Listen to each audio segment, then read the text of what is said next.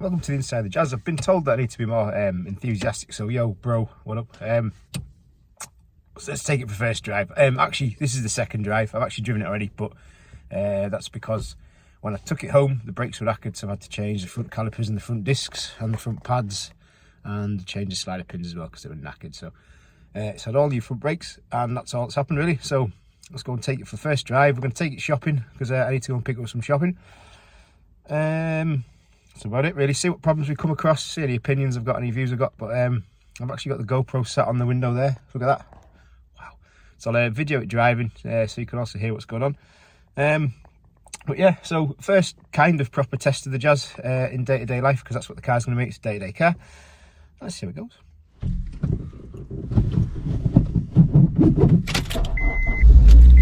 Oh, it starts. Best put a seatbelt on. Ignore that rubbish green paint. I kind of regret doing that. Welcome back to the inside of the Jazz. This is the rear view. I've managed to go to Tesco's and I've completed a day-to-day task in the car, which is what the car's for. This is the day-to-day car. That camera's moving. It's a bit of night. And now, windows are all steamed up. I'm guessing because it's been sat for a while, it's possibly leaked a little bit of water in it, because when the windows was open, when it was sat for like 6 seconds. But yeah, let's carry on driving. So it drives good. It's fine. It does what you want it to do from a car. It basically is just a car with a different engine. Let's not kid ourselves. There's nothing special about it. It's just a different engine in a smaller car. So I mean, obviously it's going to go all right. But in terms of the conversion, yes, it took a while. Basically because down, can't see shit, because everything that people said would work didn't work, and things people said wouldn't work worked. So it took a little bit longer than I would have liked, but let's go, yeah. But it's done and it works. A little bit of tech, and it sounds okay as well. That's the main thing, is because obviously having a turbo and EP3, I've totally forgotten what an NA Honda sounds like. So welcome back to the inside of an NA Honda. Sounds fantastic, to be fair. I know the air filter's kind of in the glove box, that's all you can hear because it's pretty loud, but it's mega cool. So in terms of issues that I've had since putting the car on the road, obviously brakes were knackered. I knew that before I put the car on the road, but because I kind of forgot all about it, but I bought the parts, but totally forgot about doing it. Kind of went to move the car back home again and couldn't really move the car because the brakes were seized on the front, and one of the pistons was actually knackered in the caliper. It wouldn't even come out the caliper, so I was normally take them out, clean them, come back in again. It'll last a bit longer, but no, it needed new calipers, so I had to wait for them to come. So that's now sorted. The main issue currently is that one of the gear cables, it's very strange when you have the car sat cold for a while and haven't used it. If you go to move the gear stick left to right, you can hear like the cable grinding. I think it's like if it's catching inside the cable, it might be a little bit of rust in it, I don't know. So I'm going to try and spray a bit of like GT85 or WD-40 if I can down the cable and see if it does anything. But as soon as the car warms up and you get like, you know, even 5 minutes into driving, not even that, the cable's fine, it makes no noise, it moves left to right perfectly fine. It's definitely the cable. I thought it was originally catching somewhere in the centre console because that's what it sounds like. But I took all that to bits, took the cable off the shifter, and the shifter is silenced, the cable, you can feel the noise, sorry, you can hear the noise in the cable, you can sort of feel it, and you can hear it at the front end as well. So I took the front end off as well, the gearbox, definitely the cable. So I've got a new set of cables coming. These are CRZ 6-speed cables that I'm using, but obviously the shifter's been modified and the cable bracket in the engine bays on the gearbox has also been modified. So I'm going to have to keep using those cables. If I'm going to start having problems, I'm just going to pull by everything I find on eBay, basically.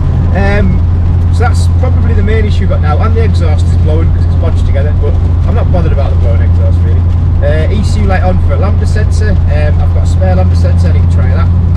Otherwise, so far, it seems okay.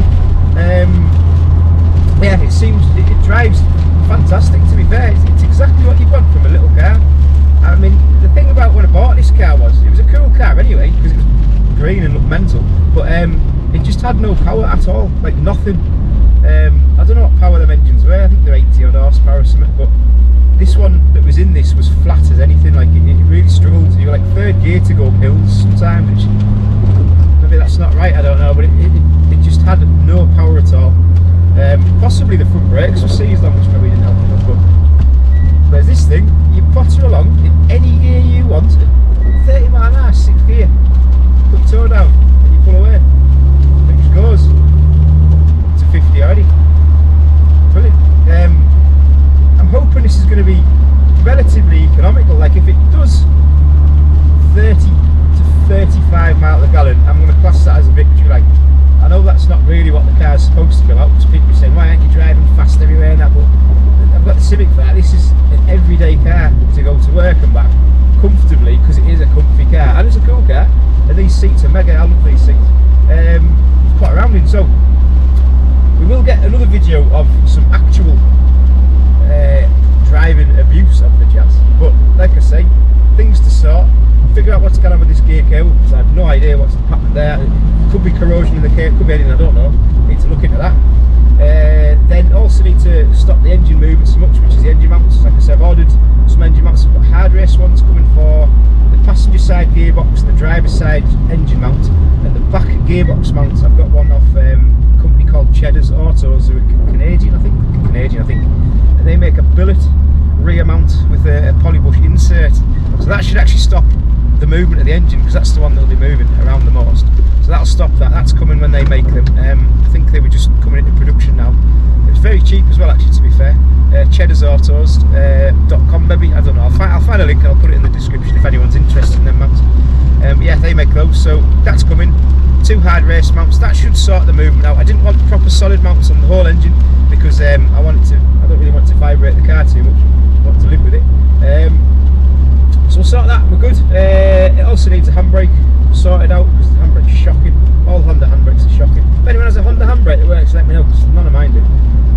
So I need to sort that out as well. It's a good thing to sort. But otherwise, I've done, how many miles have I done now in it? I've done 90, actually I've done 105, because I did 10 miles before I remembered to reset it. I've done 105 miles since the first drive of the K20 Jazz, and I've so far replaced the brakes that I knew about, and that's actually it. That's pretty good, isn't it, really?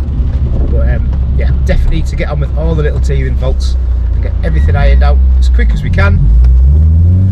Oh, listen to it, it sounds amazing, doesn't it? It doesn't really, it just sounds like a Honda.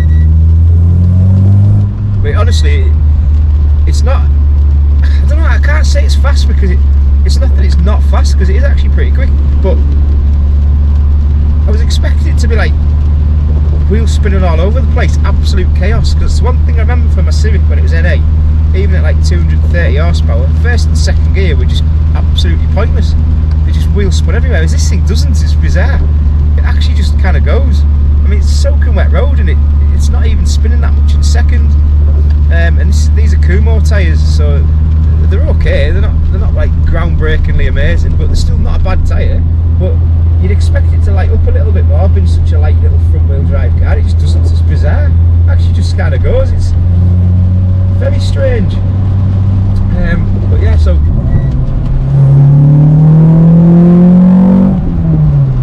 I love the noise of it. Love it. Yeah. Well, yeah. So that's I'd call it. What should we call it? Should we call it a shakedown test? Because I basically drove around for 100 odd miles now, and I took it down some country B roads. Stupidly, the actual drive that we did, made me pal Slick, we didn't film any of it for some reason. I don't know why, we just didn't. Whatever, we totally forgot. We're just too busy laughing and joking around, driving around the car like we used to when we were like teenagers again. But yeah, so I'll put some more proper videos above it. This is just quite simply the first sort of day-to-day test of the car, doing day-to-day tasks, which is really boring, I know, but you know, that's what cars generally do, innit? They don't really, not every car is a race car, is it? So this is just a shop in a back car, as they're written all over it, it's great. So yeah, next video on the Jazz will either be me fixing something because I've broken it, hopefully what I've done, or it'll be some battering around B roads type videos, which is what I'm really hoping for. But so far, just under 3,000 RPM at 60 mile an hour, revs to 82, so it's going to do 140 plus mile an hour this Jazz. I reckon it'll go off the clock. When the revs do at 8,000, One day we'll find out. Cool. Anyway, thanks for putting up with this conversion. I know it's not been like amazing, but it kind of works. So until next time, peace out. Let's give it a final rip before we go home. The exhaust definitely rattling off the floor. I'm pretty certain it's the engine moving, not the exhaust. That's if all this traffic moves, as ever it never does when you want it to.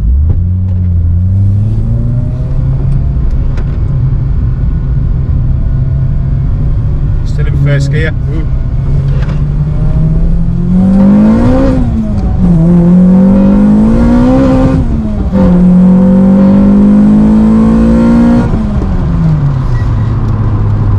Might have spun a little bit that time, but honestly, it still went, which is bizarre. It just goes forwards.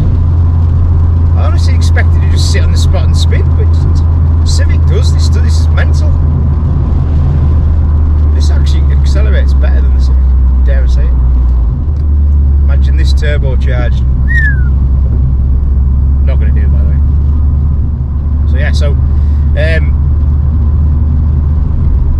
plans for the car, I guess. We'd look at supercharging it, but I think we've talked about it a few times. We're not going to bother with that.